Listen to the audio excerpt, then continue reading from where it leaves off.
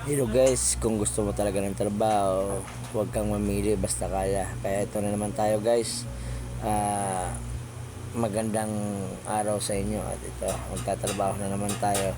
Ito nung building kami, pinagdugtong-lugtong namin yung mga bakal para doon sa brace ng trase sa bubong.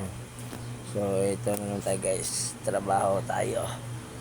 Itong trabaho na to, hindi na kailangan party-arty pa.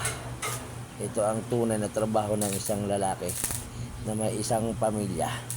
Kaya guys, ito para matuto tayo sa mga gawain ng mga lalaki. Okay guys, so kumusta naman kayo dyan? Sana maayos kayo ngayong araw na to.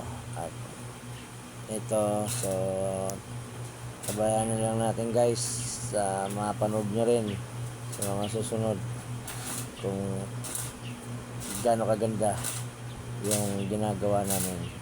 Ipapakita ko sa inyo, may kukuha tayo ng video ulit doon para makita nyo yung ano yung mga ginawa namin. Okay guys, panoorin nyo muna kami habang gumagawa kami.